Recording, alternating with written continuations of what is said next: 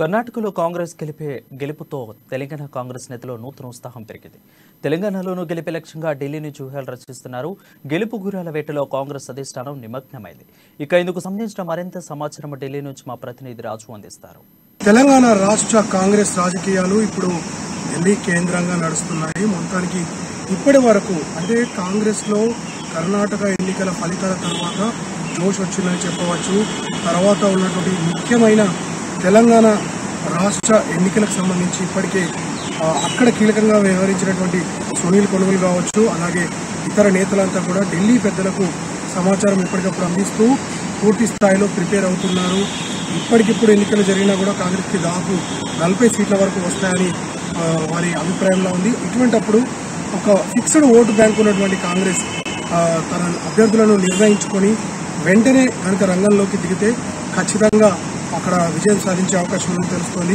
మొత్తానికి ప్రియాంక గాంధీ ఇన్ఛార్జ్గా రానున్నటువంటి ఈ తరుణంలో పలువురు యువ నాయకులు కూడా ఇందులో కాంగ్రెస్ చేరడానికి చూపుతున్నారు. మరోవైపు ఇప్పటికే పొంగులేటి అలాగే జూపల్లి ఇద్దరు కూడా కాంగ్రెస్లో రావడానికి సిద్ధమైనట్టుగా తెలుస్తోంది.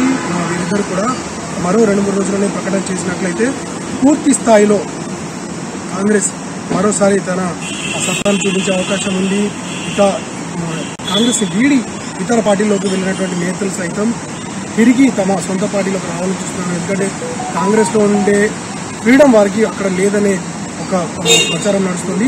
ఇటువంటి పరిస్థితుల్లో తిరిగి కాంగ్రెస్లోకి రావడం ద్వారా ఆ పార్టీని బలపరిచి తిరిగి తమ స్థానాన్ని సుస్థిరం చేసుకోవాలని చూస్తున్నారు. ఇక ఖచ్చితమైన గెలుపు గుర్రాల కోసం కూడా ఇప్పటికే ఆ పార్టీ కసరత్తులు మొదలుపెట్టింది.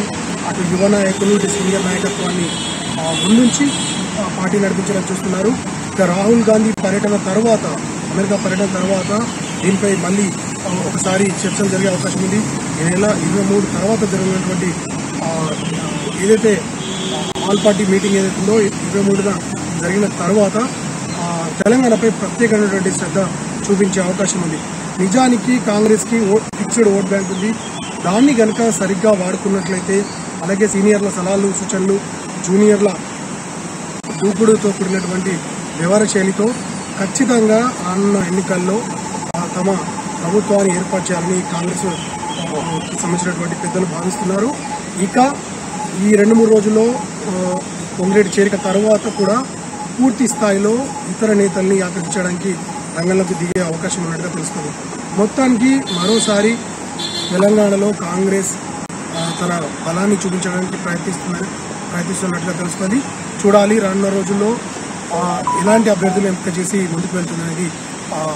ఢిల్లీ పెద్దలు కూడా ఎలాంటి వ్యూహాలు రచించి తిరిగి కాంగ్రెస్ని అధికారంలోకి తెస్తారో మనం వేచి చూడాల్సి ఉంది. ఏఐసిసి కేంద్ర కార్యాలయం నుండి ఫణిరాజ్, మరి అమ్మాయి.